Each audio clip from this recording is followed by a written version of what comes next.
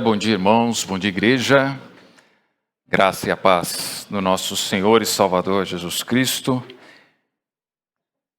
Mais uma manhã nas misericórdias do Senhor, dando-nos o seu favor, a sua bondade, o seu cuidado conosco, em que nós, entregando aquilo que lhe é devido, adoração, culto, louvor, recebemos a sua palavra por meio dos cânticos, a palavra por meio das escrituras, as orações que se elevam a Ele, tudo misericórdia do nosso bom Deus. Antes de começar, quero fazer aquela referência de algum livro.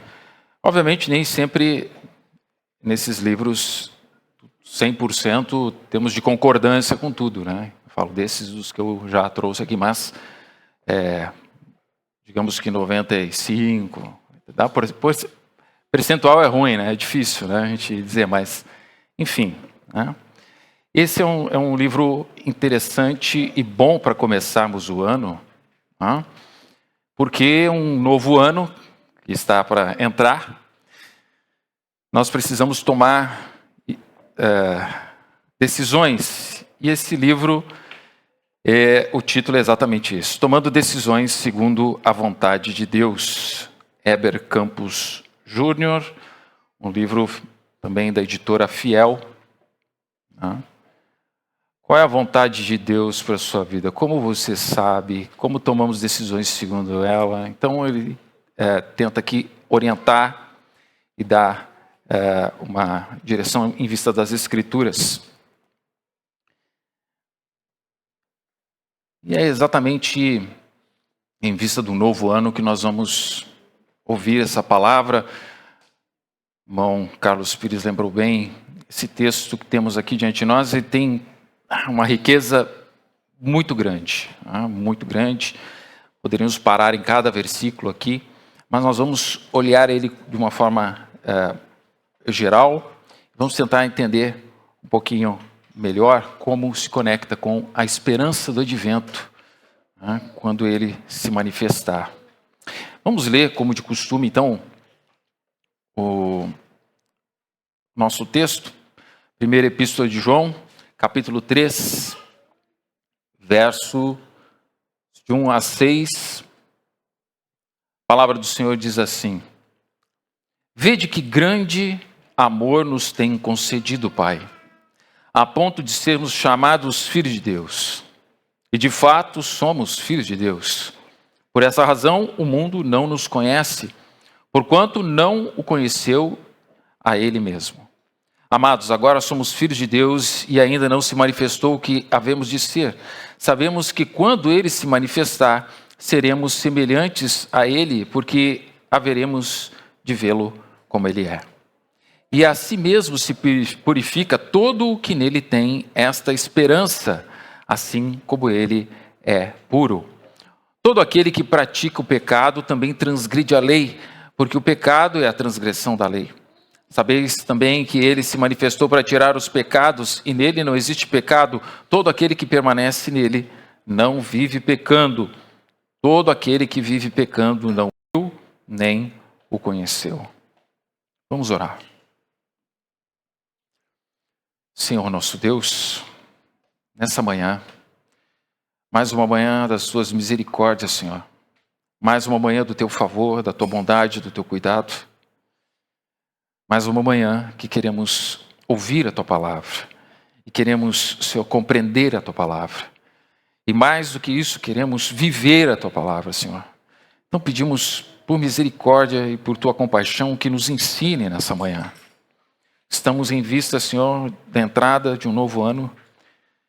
Ó Deus, e sabemos que Tu, Senhor, sabes de todas as coisas. Tu, Senhor, ó Deus, é dono dos tempos. E é em Ti, Senhor, que queremos colocar e colocamos nossa confiança. Por isso, pedimos, ajuda-nos, Senhor. Ajuda-nos essa manhã a compreendermos. E que tudo seja feito por meio do Teu Espírito Santo, tanto aqui eu, o pregador, nessa manhã, quanto aqueles, todos nós que ouvimos, Senhor, que seja tudo por meio do teu Espírito e para louvor da tua glória. Que seja assim, oramos aqui agradecidos em nome do teu Filho amado, Jesus Cristo. Amém. Amém. Amém. Irmãos, nós, muito rapidamente, nós olhamos para nós mesmos, né? Nos concentramos em nós, de uma forma muito rápida. Esse tempo nos faz, inevitavelmente, baixar nossos olhos e enxergar apenas o que é aparente. O que vemos, digamos assim, horizontalmente. O que é evidente é mais vívido para nós do que o transcendente. O que é celestial, não tangível, é geralmente menos confiável. Na prática, para nós, incerto, nada seguro, né?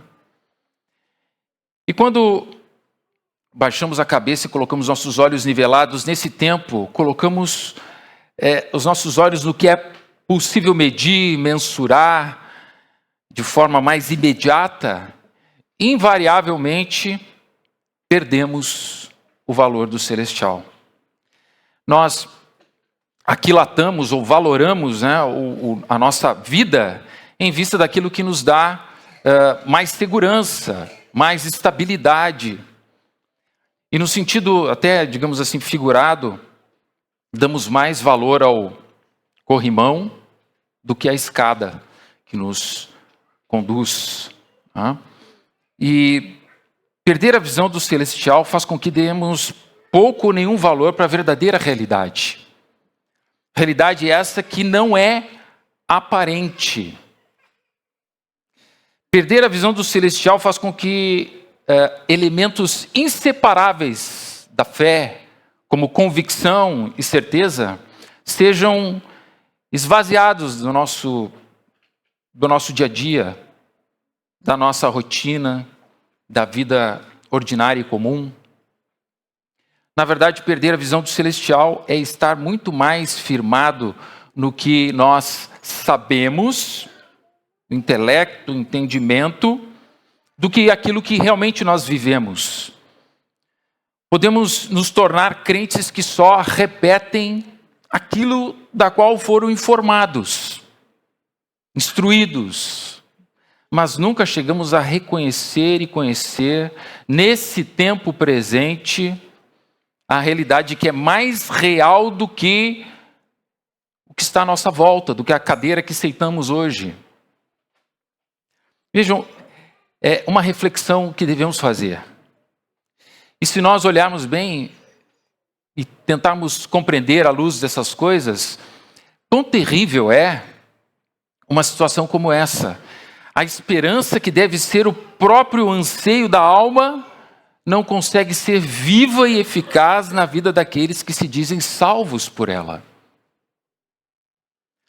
Somos exortados pelas Escrituras a não apenas pensar na esperança, não apenas esperar por ela, mas somos exortados a termos esperança como um motor propulsor e a alegria nossa, em vista da esperança, que permeia todo o nosso coração e a nossa vida. Então, quão triste é o coração e a alma do homem que está esvaziado da perspectiva do porvir e do que há de ser revelado. Quão triste! E diante dessa realidade é que, através das palavras do apóstolo Paulo, vamos aqui tentar então absorver aquilo que é celestial. E também deixar que a vida nos absorva. A realidade que nos espera é a mesma que já está presente. A realidade que nos espera é a mesma que está presente e transforma desde já a nossa maneira de viver. Então, quando vimos o advento de Natal, o sermão anterior, na semana passada, nós lembramos que Cristo veio. Mas também, por essa mesma perspectiva, nós também somos ensinados que Cristo virá. Entre esses dois eventos e adventos, a igreja vive sustentada por uma esperança viva. E ao entrarmos no novo ano, então, somos naturalmente levados a pensar em mudanças, fazemos nossas resoluções pessoais, temos expectativas de acontecimentos, ficamos mais alegres ou mais tristes com as expectativas de um novo ano e suas implicações. Essa esperança que colocamos em resoluções e expectativas desse mundo, muitas vezes, esse tipo de expectativa aqui, desse tempo, tem o poder, sim, de mudar a nossa forma de fazer as coisas, de ser. Tem o poder de transformar a nossa maneira de viver, de moldar a nossa atitude, nossa energia. Essa esperança molda a nossa fala, nossa agenda, nossas prioridades, nossas urgências. Essa esperança que fazemos em resoluções pessoais e expectativas desse tempo. Ela tem esse poder de nos fazer mobilizados para certas coisas e mudarmos a forma com que nós agimos. Porém, as Escrituras nos mostram que a nossa esperança não pode ser depositada nessas coisas. Mas a verdadeira esperança deve ter tanto quanto a verdadeira esperança, sim, bíblica, ela deve ter tanto efeito, tanto poder, quanto tem essas resoluções que tomamos nesse tempo. Ela deve ter o poder de transformar a nossa maneira de viver. E vai transformar, e deve transformar a nossa maneira de viver. Moldar nossa atitude, nossa energia, moldar nossa forma de falar. Reposiciona a nossa agenda, nossas prioridades, nossas urgências, a esperança, a verdadeira esperança. A nossa esperança, ou sendo muito mais claro aqui, aquilo que nós esperamos, aquilo que se espera. Segundo as palavras de João, do apóstolo João, não é algo que se espera se agarrando em nenhuma expectativa que podemos ter.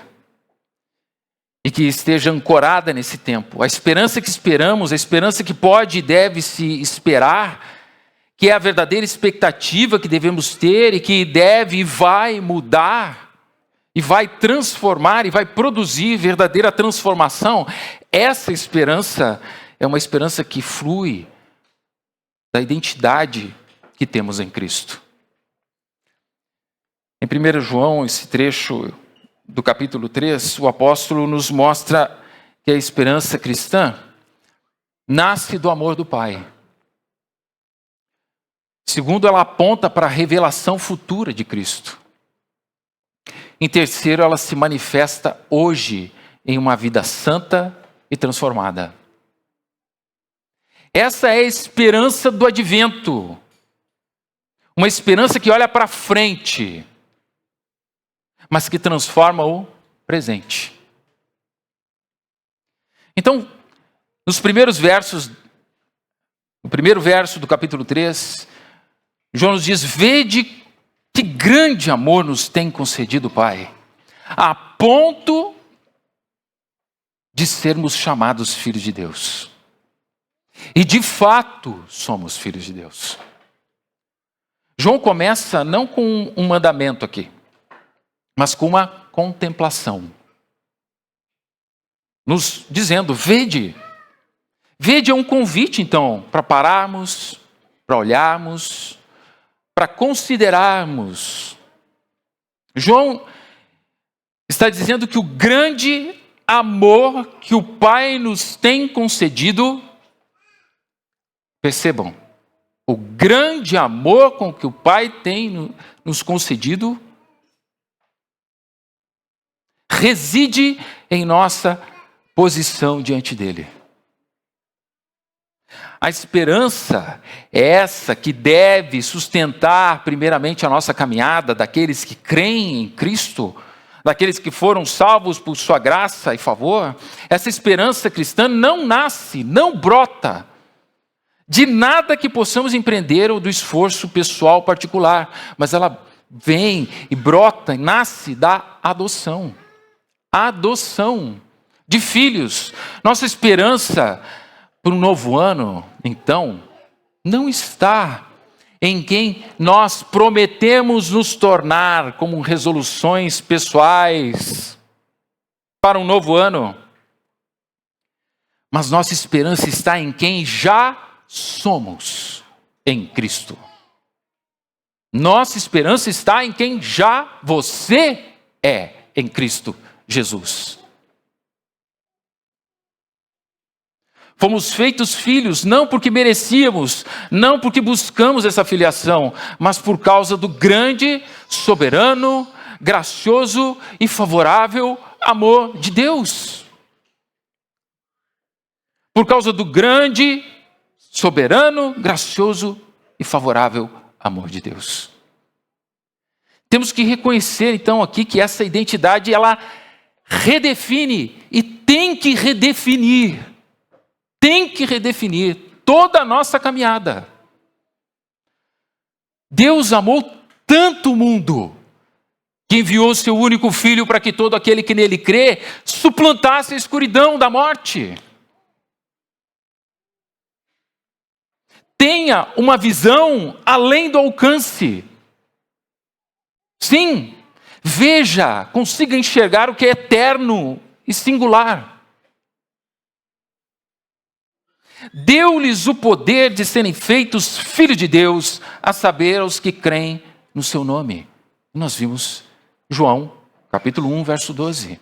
Deu-lhes o poder de serem feitos filhos de Deus, a saber, aos que creem no seu nome. E essa é a realidade. E olhando para essa realidade, que o apóstolo nos apresenta em vista da adoção,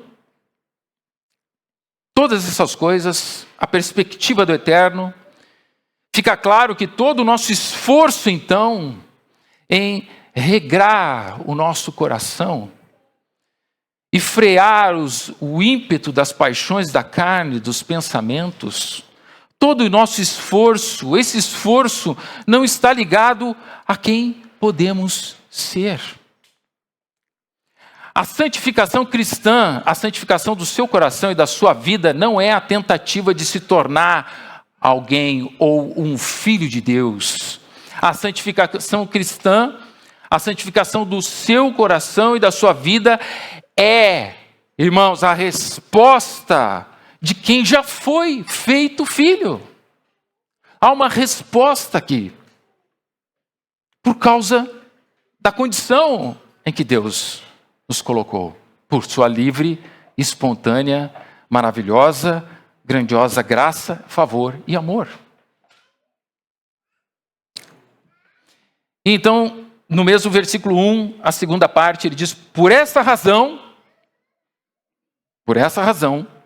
o mundo não nos conhece, porquanto não o conheceu ele mesmo. João também, então, nos lembra que o mundo não nos reconhece porque não conheceu a Cristo. Temos que lembrar que o que vimos na última pregação, quando João diz, no capítulo 1, verso 10, ele diz: o verbo estava no mundo, o mundo foi feito por intermédio dele, mas o mundo não o conheceu. Nós vimos que esse mundo em que Cristo vem e se apresenta é um mundo hostil, que rejeita como quem não quer deliberadamente se relacionar com ele.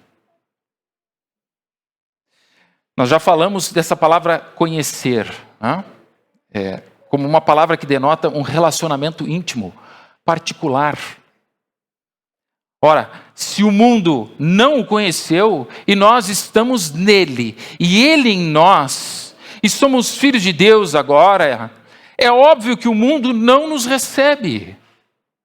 Não quer se relacionar conosco, porque somos e estamos naquele em que o mundo não quer nenhum tipo de relacionamento. Vejam, queridos, aqueles que são filhos de Deus e que não pertencem mais a esse mundo, não apenas estão em um lugar que não é o seu lugar, mas são rejeitados ainda por este mesmo lugar.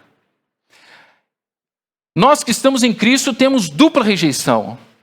Não pertencemos a esse mundo e ainda somos rejeitados por ele. E essa realidade, então, deve ajustar nossa expectativa e alinhar o nosso coração em vista do que vem pela frente. Nossa esperança não está na aprovação do mundo ou na eliminação da hostilidade desse mundo, mas na relação nossa pessoal, particular com o Pai. Porque, como diz João, de fato somos filhos de Deus. De fato. Ou você se vê e se compreende como um filho de Deus, ou você não vai conseguir resistir à rejeição desse mundo. Não vai conseguir resistir ao pecado. Não vai conseguir resistir ao diabo e à hostilidade desse tempo. Então, para a nossa reflexão, você está vivendo, agindo e pensando como um filho de Deus? A agenda dos seus dias, suas prioridades, urgências, estão sendo ordenados pela posição que você tem diante de Deus? Entramos então no novo ano daqui a uns dias e não buscando aceitação, mas vivendo a partir dessa aceitação que já temos. Se estamos vivendo em vista dessa condição, a certeza de que somos filhos de Deus gera descanso, gera segurança e gera alegria. Alegria, aquela que nós vimos, que os anjos nos disseram que devemos ter quanto às boas novas que vieram a nós. Alegria, consolo, descanso. E o verso 2 continua dizendo: amados, agora somos filhos de Deus e ainda não se manifestou o que havemos de ser. Sabemos que quando Ele se manifestar, seremos semelhantes a Ele, porque haveremos de vê-lo como Ele é. E aqui aquela tensão que está por toda a Escritura, o já e o ainda não. Já somos filhos, mas ainda não somos tudo o que seremos. O advento, então, nos ensina exatamente isso. Vivemos entre a primeira e a segunda vinda de Cristo. Firmados naquele que veio e olhando para quando Ele voltar. A nossa esperança não é vaga e nem simbólica. Nossa esperança está firmada em certeza e convicção de fatos que se esperam. E é isso que Hebreus 11:1 nos diz que é a fé. Ora, a fé é a certeza de coisas que se esperam e convicção de fatos que se não veem. O intangível e o celestial. É isso. Romanos 8:24 diz: porque na esperança, vejam, somos salvos ou fomos salvos. Ora, esperança que se vê não é esperança, pois o que alguém vê, como espera? O celestial e o intangível. Nossa esperança está ancorada em um evento futuro, real. Cristo se manifestará. E quando isso acontecer, haverá transformação completa em nós. Seremos semelhantes a Ele. Então, ver Cristo como Ele é, será o fim definitivo do pecado, da luta e da corrupção.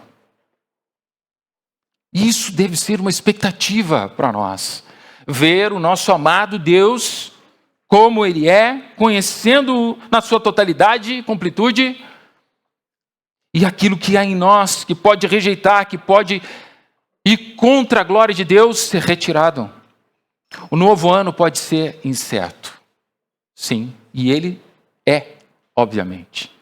Mas nosso futuro em Cristo é absolutamente seguro. A esperança cristã não depende da sua esperança, da nossa esperança no governo, na política, no seu emprego, na sua força, na sua fraqueza. Não depende de seus filhos conseguirem terminar a grade de estudos, se eles se formarão na escola, a melhor escola, se você vai conseguir comprar um carro novo ou recalchutar o velho.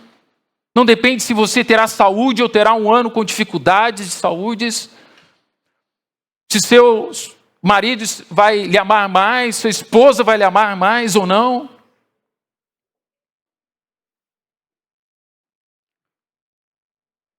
Não depende dessas coisas. Embora e apesar dessas coisas fazerem parte da vida e terem seu lugar nesse tempo, sim, a sua esperança, a nossa esperança deve estar firmada na promessa de que Ele voltará, de que Ele virá te buscar. Buscar você, buscar a mim, aqueles que nele confiaram até o fim. Virá buscar. De que Cristo descerá com poder e glória e vai fazer justiça contra toda maldade. Está na esperança de que o nosso Senhor e Deus, Cristo Jesus, virá e não tardará. Quando Ele se manifestar, então, será a consumação plena de todas as nossas expectativas. E seremos aqueles que vão passar da vida para a morte. Aquilo que nós passamos a vida nos esforçando para sermos, que esperamos ansiosamente, virá. E o verso 3, João continua nessa mesma perspectiva. E assim mesmo se purifica todo o que nele tem essa esperança, assim como ele é puro.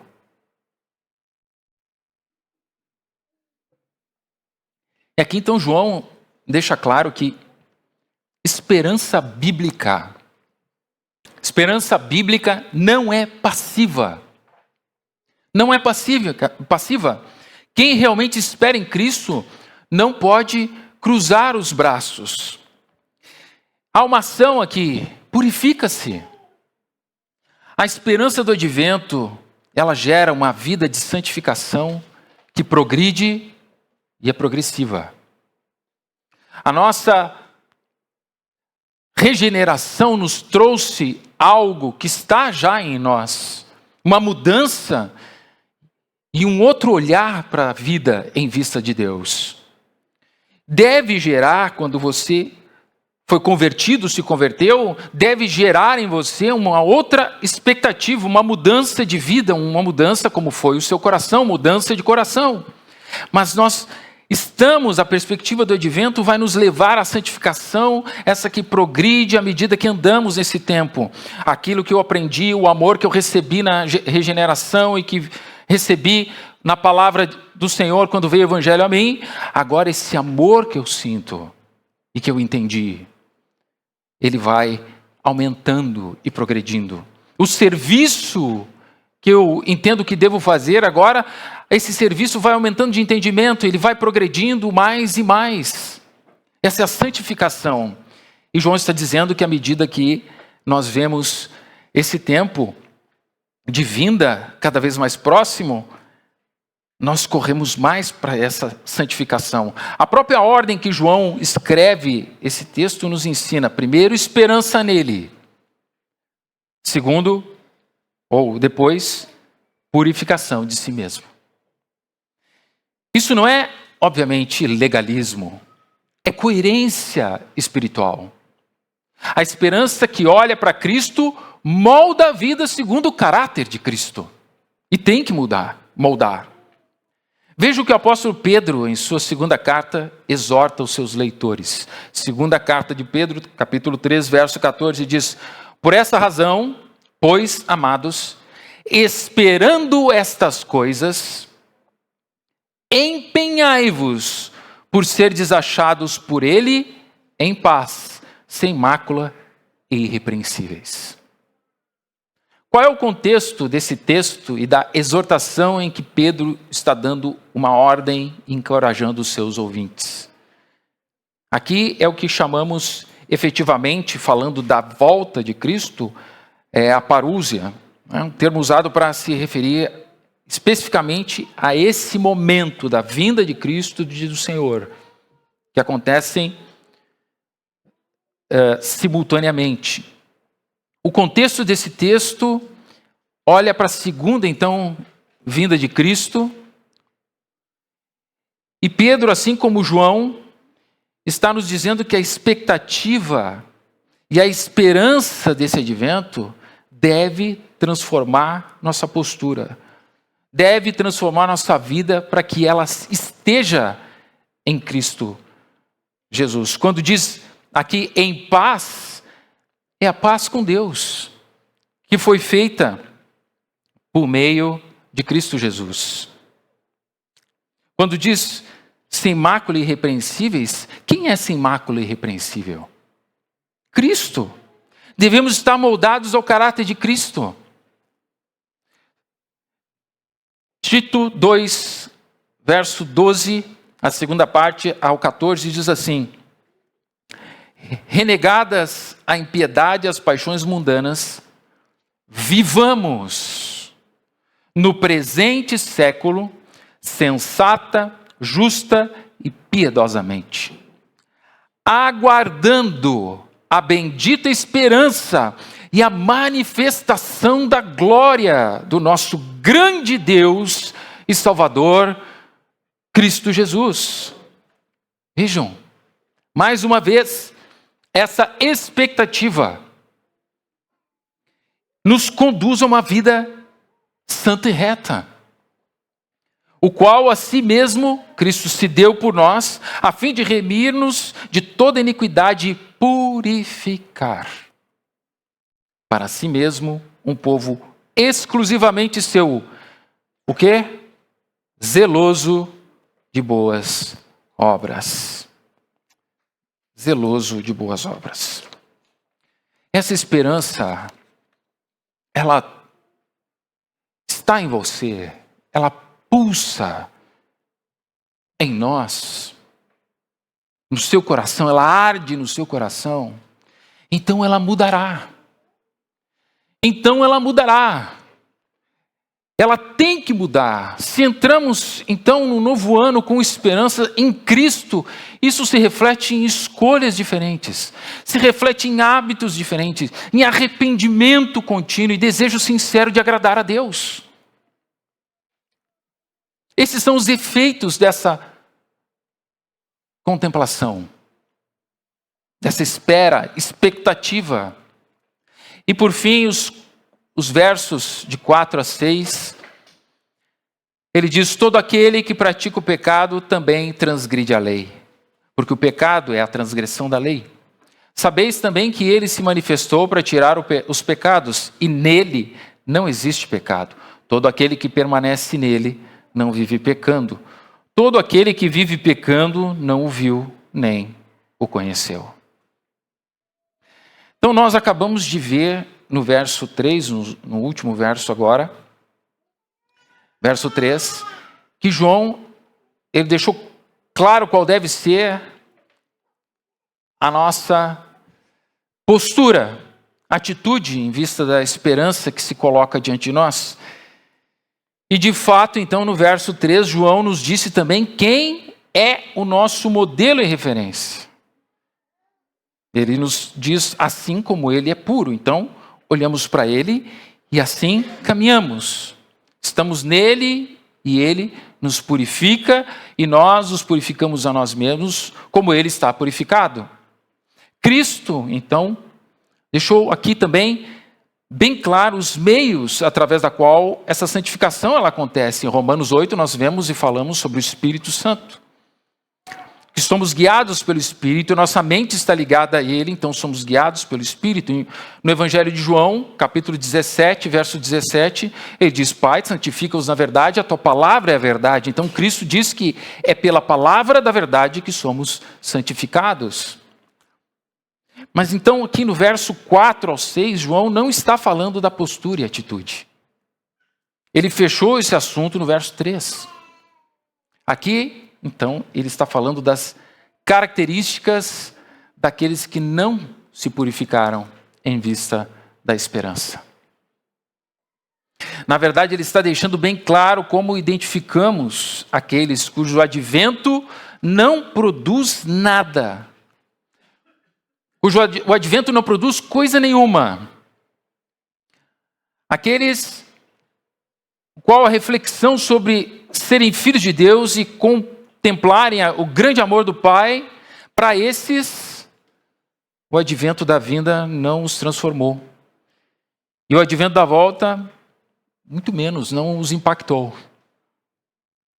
João, na verdade, está deixando aqui evidente quais as características daqueles que não foram adotados como filhos queridos do Pai. João revela essa, digamos assim, estarrecedora verdade de que Cristo se manifestou para tirar o pecado, mas, então, para esses, aquilo que Cristo veio tirar, permanece. Pecado. E mais uma vez ele aponta para Cristo, como aquele que deve ser e estar em nós e nós nele. João não está falando aqui de perfeição sem pecado. Ele está falando aqui de padrão de vida. É isso que João está falando. A esperança nossa, a esperança cristã, ela não convive e não pode conviver confortavelmente com o pecado. Cristo veio no primeiro advento exatamente para tirar o pecado do mundo. E ele diz então: todo aquele que permanece nele não vive pecando. Permanecer em Cristo é viver sob sua influência, sob seu governo, senhorio, debaixo de sua graça. Onde há esperança viva, o pecado, ele tem que perder espaço. Ele perde espaço, ele perde força, ele perde domínio. Isso tem que ser certeza para nós. Romanos 6,12 diz: não reine, portanto, o pecado em vosso corpo mortal, de maneira que obedeçais às suas paixões. Não reine como Senhor sobre a sua vida. É isso que ele está dizendo. Romanos 6, verso 6 ainda, o capítulo 6 é rico na santificação. Lembram-se, os irmãos, de 6 a 8, falamos de santificação. Capítulo 6, verso 6, sabendo isso, que foi crucificado com ele o nosso velho homem, para que o corpo do pecado seja o quê? Destruído, e não sirvamos o pecado como escravos. Por fim, Romanos 6, 22, leia o capítulo 6 integralmente. Mas 6, 22 diz assim: agora, porém, libertados do pecado, transformados em servos de Deus, tende o vosso fruto para a santificação e, por fim, o transcendente, o celestial, o intangível, a vida eterna. Esse que deve ser a maior realidade para nós. A vida, essa que deve ser, e esse intangível e celestial, e essa vida eterna. Então, em primeiro lugar, não é natural para a nossa natureza, nova natureza, agora falando, nascidos de novo, não é natural dizer: eu peco toda hora, o Senhor tenha piedade de mim. Não. Essa fala, ela parece piedosa, mas ela carrega uma inverdade. Claramente precisamos saber, então, o que é pecado para Deus, e isso só nós conseguimos saber se nos debruçamos mais e mais em sua palavra. Nessa mesma carta, aqui, primeira epístola de João, Ele diz assim: ora, sabemos que o temos conhecido por isto, se guardamos os seus mandamentos. Conhecemos a Ele quando guardamos, retemos em nós, não como quem fecha e deixa guardado dentro de si, não, como aqueles que vivem os seus mandamentos, sabem e vivem. Primeira carta de João 2, capítulo 2, verso 3, diz isso. Em segundo, o apóstolo João, ele é claro, vejam, quando ele diz: todo aquele que permanece nele não vive pecando. Finalmente, João, ele coloca todas as, digamos assim, as cartas na mesa. Ele diz, mais abaixo, no mesmo capítulo 3, no verso 8 e 9, ele diz: aquele que pratica o pecado procede do diabo. Porque o diabo faz o quê? Vive pecando. Desde o princípio. Para isso se manifestou o Filho de Deus, para destruir as obras do diabo. Todo aquele que é nascido de Deus, vejam, nascido de Deus, não vive na prática do pecado. Pois o que permanece nele é a divina semente. Ora, esse não pode viver pecando. Por quê? Simples. Porque ele é nascido de Deus. Não pode viver pecando. Pecará. Sim, pecará. Claro, pecaremos, mas não viveremos mais no pecado. Não podemos. As palavras dessa carta de João deixam claro o padrão na qual ele se firma. Veja o que ele diz no capítulo 2. O que ele nos diz aqui nos leva a entender que o novo ano não será marcado pela ausência de lutas, mas da presença de Cristo em nós. A espera do advento nos chama a abandonar práticas antigas e viver uma vida coerente com quem Ele é. A esperança do advento, da vinda de Cristo, nos chama a assumirmos quem nós somos em Cristo, nosso Senhor. João, ele diz no capítulo 2, verso 20...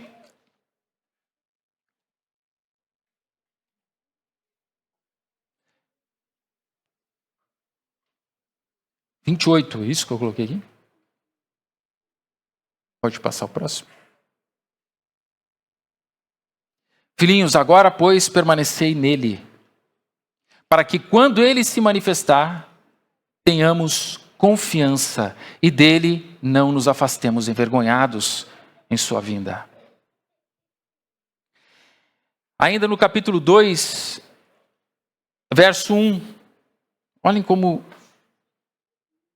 João fala aqui: filhinhos meus, essas coisas vos escrevo para que não pequeis. Essas coisas vos escrevo para que não pequeis. Não pequeis. Essa é a forma com que João enxerga a vida cristã.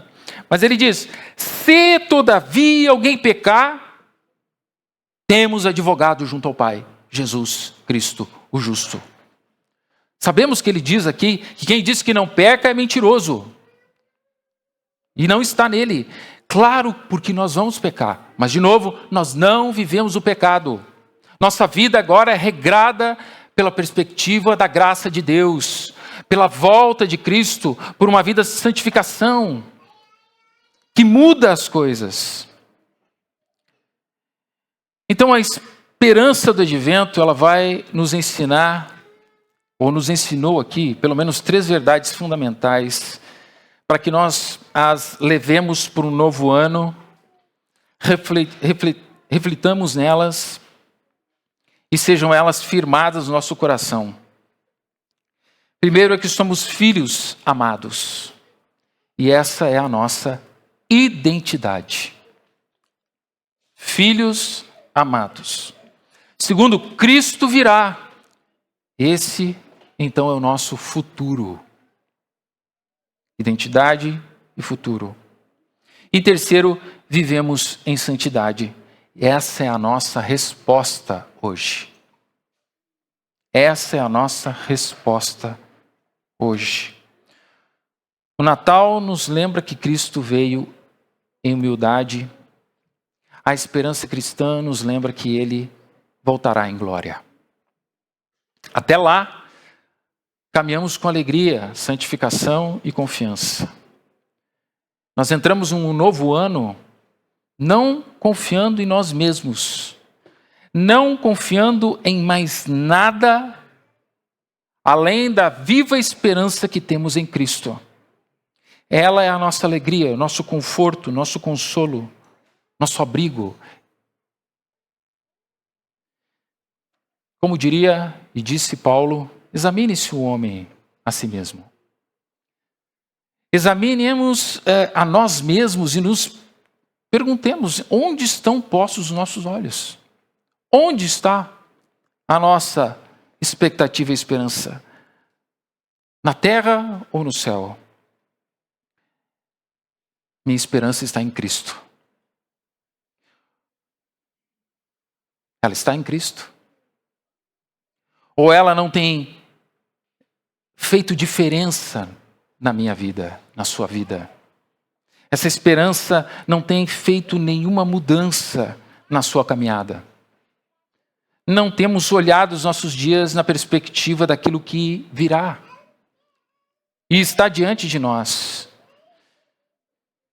Sua esperança está nas circunstâncias desse tempo, nos planos, nas expectativas humanas, ou está firmada naquele que veio, venceu o pecado e prometeu voltar? Talvez essa manhã também tenhamos alguém aqui que não tinha se alegrado com as boas novas de grande alegria e nem sido transformado pela expectativa da volta de Cristo. Arrependa-se. Busque o favor de Deus em Cristo. Ore suplicando que Deus mostre a totalidade da misericórdia que há em Cristo Jesus. E seja você perdoado e livre da ira de Deus e viva para a glória dele. Que esse ano seja marcado não apenas por novos começos e eventos, mas por uma vida que permanece em Cristo, cheia de esperança, mudança real e alegria nele. Amém? Vamos orar.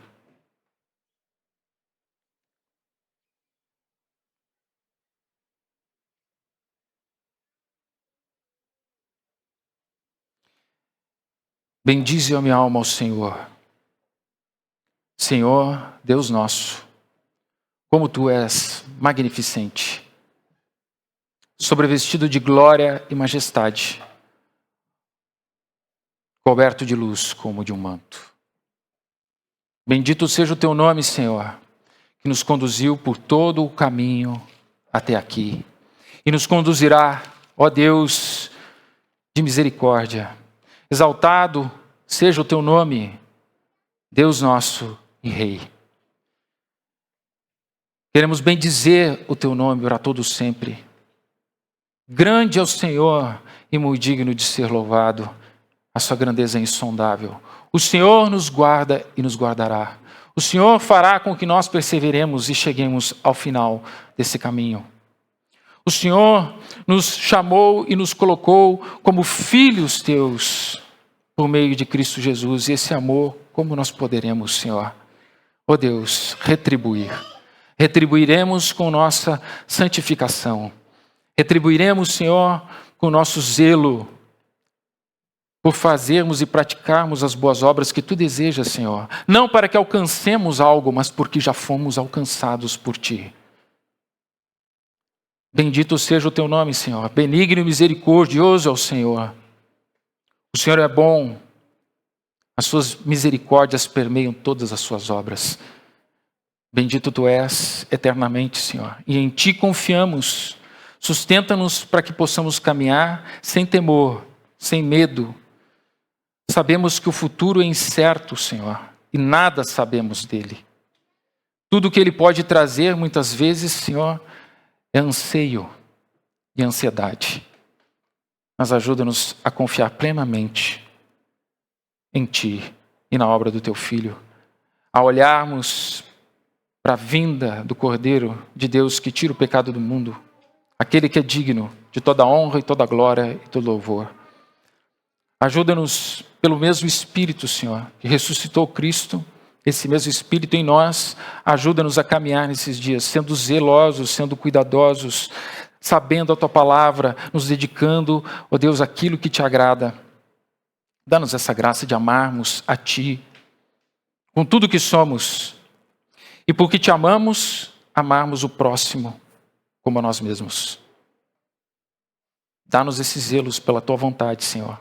Ajuda-nos em todas as coisas, porque somos extremamente carecidos e necessitados. Dá-nos essa graça, nós Te pedimos. Aqui oramos com fé, não duvidando, agradecidos em nome e através do nome do Teu Filho amado, Jesus Cristo. Amém.